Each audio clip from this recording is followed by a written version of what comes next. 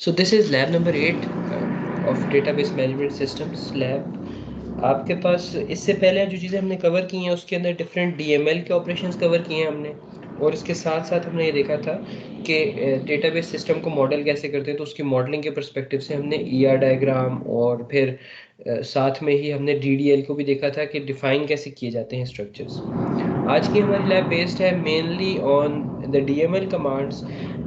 ये एक ख़ास किस्म की कमांड्स को आज हम स्टडी करेंगे जिनकी रिलेटेड चीज़ें कुछ हमने पहले जो देखी हैं उसमें अगर आपको याद हो तो हम देख रहे थे कि अगर हमें सारी रोज़ को एक्सट्रैक्ट करना पड़े तो वो कैसे करते हैं। If we want to filter out a few rows तो वो कैसे किया जाता है। तो फिल्टर करने के लिए हमने वेयर क्लॉज पढ़ी थी कि वेयर में हम कोई क्राइटेरिया बता देंगे और उस क्राइटेरिया के अकॉर्डिंगली फिल्टरिंग परफॉर्म हो जाएगी।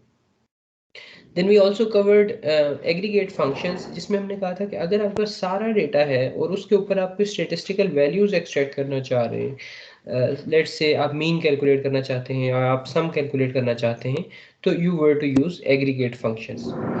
अच्छा, बाज़ दफ़ा ऐसा होता है कि आपकी रिक्वायरमेंट कुछ इस तरह की आ जाती है कि आपको एग्रीगेशन तो परफॉर्म करनी होती है, यानी कि काउंट तो कैलकुलेट करना है या सम कैलकुलेट करना है, लेकिन you don't want it to be done on the complete column. In fact you want के जो रिलेटेड इंफॉर्मेशन है किसी और कॉलम की, लेट से उसके पर्सपेक्टिव से काउंट्स कैलकुलेट किए जाएं। सो अगर किसी कॉलम में 4 डिफरेंट वैल्यूज़ आ रही हैं, फॉर एग्जांपल आप यूनिवर्सिटी स्टूडेंट्स हैं और आपके यूनिवर्सिटी स्टूडेंट्स में जो यूनिवर्सिटी का डेटाबेस है वहाँ पे इंफॉर्मेशन इस तरह स्टोर्ड है कि जी BSIT semester 1 student name XYZ, BSIT semester 1 student name ABC, BSIT semester 1 student XYZ।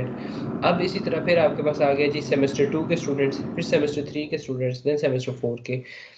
अब मैं ये चाहता हूँ, मुझे ये तो ऑलरेडी पता है कि मेरे पास मल्टीपल रोज होंगी फॉर सेमेस्टर 1, मल्टीपल रोज होंगी for semester 2, but what I want is कि मुझे हर सेमेस्टर के टोटल स्टूडेंट्स की इंफॉर्मेशन मिल जाए कि इस सेमेस्टर में टोटल कितने स्टूडेंट्स पढ़ रहे हैं। तो इस तरह की इंफॉर्मेशन जब आप कलेक्ट करना चाहेंगे तो उसके लिए बार बार वेयर क्लॉज के साथ क्वेरीज लिखना is not a feasible option. इसलिए हम अपने डेटाबेस सिस्टम में SQL के अंदर हमने एक कॉन्स्ट्रक्ट इंट्रोड्यूस कराया है which is known age group by.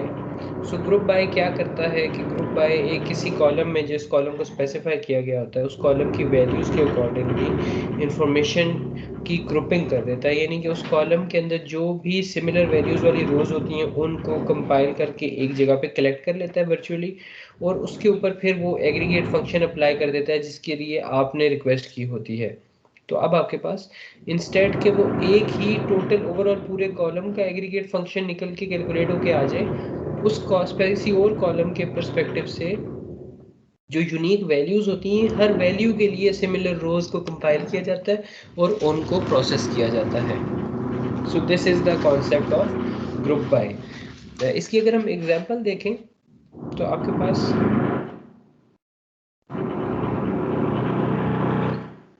एक एग्जांपल आ जाती है कि फॉर एग्जांपल एम्प्लॉई का डेटा आपके पास मौजूद था जिसमें एम्प्लॉई नेम था, डेट थी और उसके नंबर ऑफ आवर्स थे। So number of hours are indicative कि भाई किस बंदे ने एक स्पेसिफिक डेट पे कितना काम किया।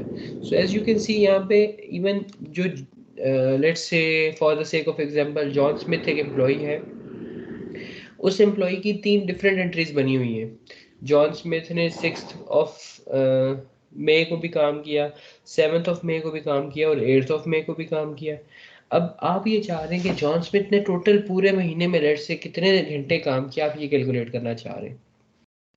And not just for John Smith, आप ये चाहते हैं कि हर एम्प्लॉय के परस्पेक्टिव से उसने जितना भी काम किया उसकी टोटल मुझे सम मिल जाए, लेकिन हर एम्प्लॉय का सेपरेटली सम कैलकुलेट हो। तो इससे पहले तो आप एग्रीगेट फंक्शन जो लिख रहे थे उसमें तो कंप्लीट पूरे कॉलम का सम कैलकुलेट होना था, which is the query shown here कि select sum of hours from employee hours. तो टेबल में से पूरे जो आवर्स के कॉलम में जितनी भी वैल्यूज थी सबका सम हो जाना था।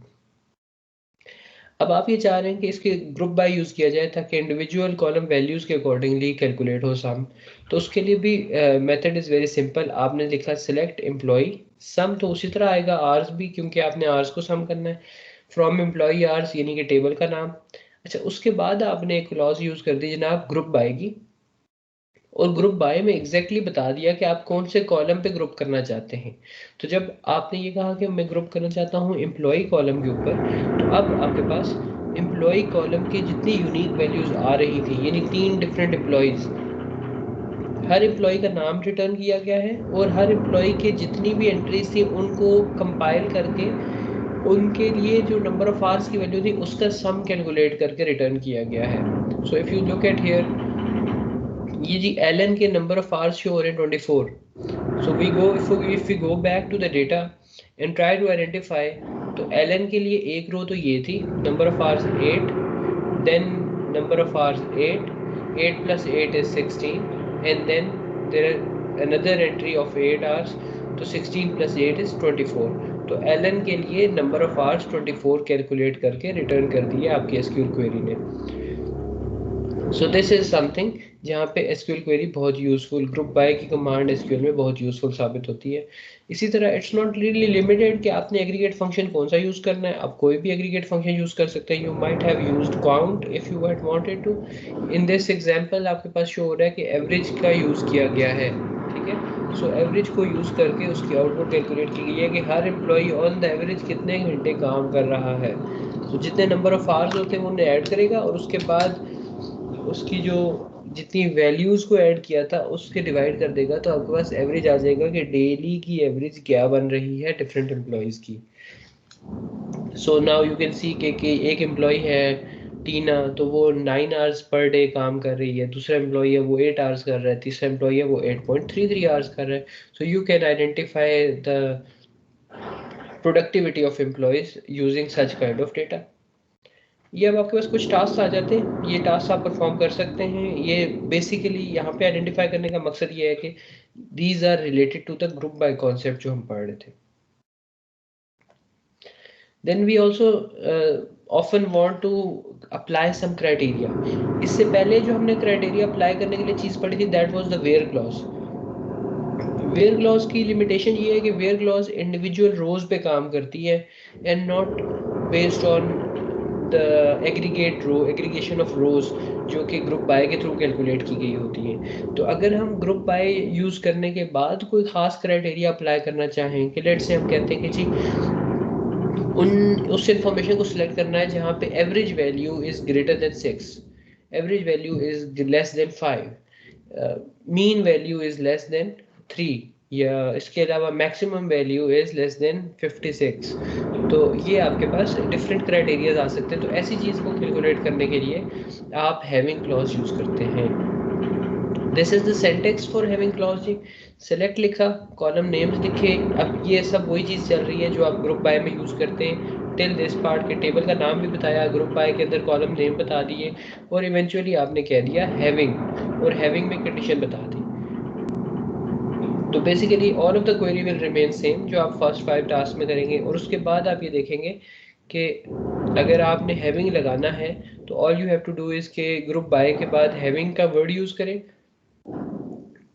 कोई भी एग्रीगेट फंक्शन जो आप यूज़ करना चाह रहे हैं एज अ क्राइटेरिया वो बताएं, और क्राइटेरिया की एग्जैक्ट वैल्यू बता दें। और यहाँ पे ये आपने एक ग्रेटर देन का ऑपरेटर, यानी कि जो कंपैरिजन ऑपरेटर्स थे आपके पास उसमें से एक ऑपरेटर आपने यूज़ कर लिया है टू डिफाइन द क्राइटेरिया कि किस चीज़ को सिलेक्ट करना है। सो ये क्वेरी पूरी बता क्या रही है, सेलेक्ट जॉब, काउंट और average salary from employ, group by job, यानी कि आपको ग्रुप करना है जॉब पे कि जॉब के जो जो डिफरेंट टाइटल्स हैं उसके अकॉर्डिंगली हर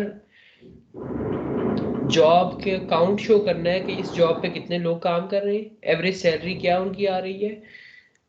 लेकिन सिर्फ उन जॉब्स के बारे में इंफॉर्मेशन शो करनी है जिनका काउंट ग्रेटर देन 2 हो। सो इसका मतलब ये है आपके पास बेसिकली सीईओ, प्रेसिडेंट, सीईटीओ, इस तरह के जो चीफ लेवल एग्जीक्यूटिव मैनेजमेंट के लोग हैं, क्योंकि they are usually only one people of that scale. तो उससे नीचे वाले यानी कि मैनेजर्स, डायरेक्टर्स, क्लर्क्स, एम्प्लॉयज, ये सारे आपके पास ज़्यादा आएंगे और इन्हीं से रिलेटेड आप एनालिसिस परफॉर्म करके रिटर्न कर रहे होंगे। तो this is something of an example to use having clause. Now here we have a few tasks इन टास्क को आप परफॉर्म करें और अपनी थोड़ी सी प्रैक्टिस बिल्ड करें टू अंडरस्टैंड कि एक्चुअली ये चीज़ कैसे चलती है। And you have to remember कि this is a very important concept used very frequently. तो इसको आपने प्रैक्टिस करना है। And if you have any questions तो प्लीज़ डू आस्क। सर ये जो काउंट्स टैग है सर इसका थोड़ा सा बता दें।